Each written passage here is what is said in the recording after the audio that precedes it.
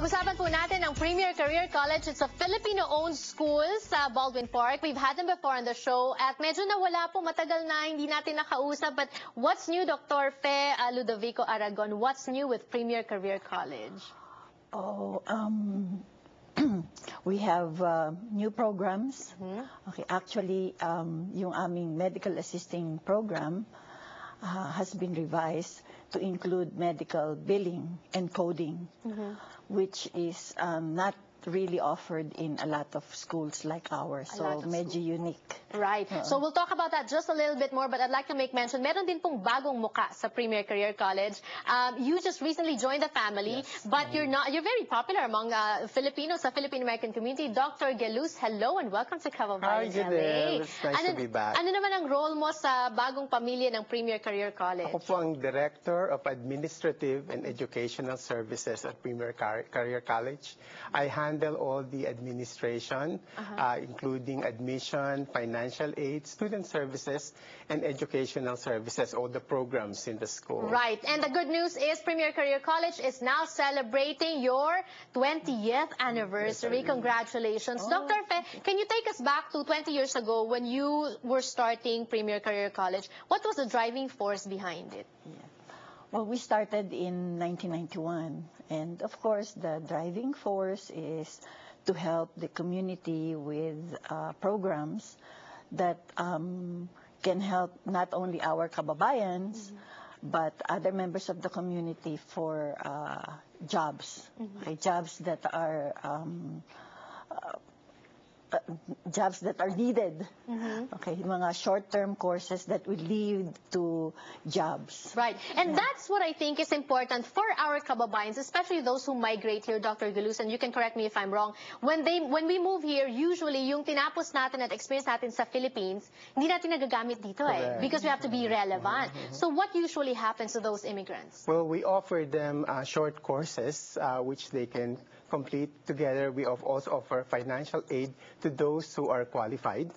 So immediately they have a career, and then we can also assist them in placement, in finding the jobs of their choice, and then they can start making money. Right. When we say short courses, how short is short, and what are some of these courses, at magkano ba ang prospective na pwede nilang kitain? We have courses as short as 7 months. Okay. Tapos yung longest, which is the nursing program, is about 1.5 years. Okay.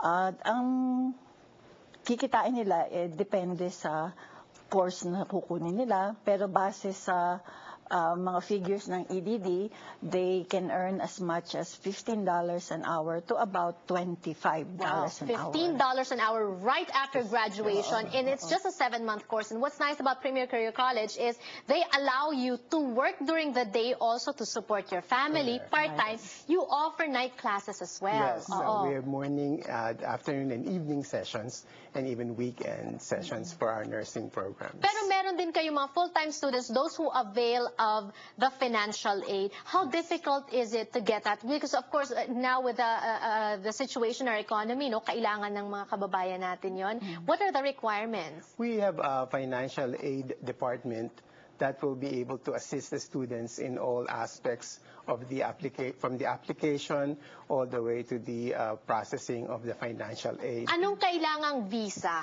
Okay, importante yan. Tourist, student visa. Do you give student visas? And then before they avail of the student loan or financial aid, kailangan ba green card holder, citizen, or what? Pagka green card holder sila, then they can avail of the financial aid. Pero approved din ng school na tumanggap ng mga foreign students, yung tinatawag na I-20. Okay.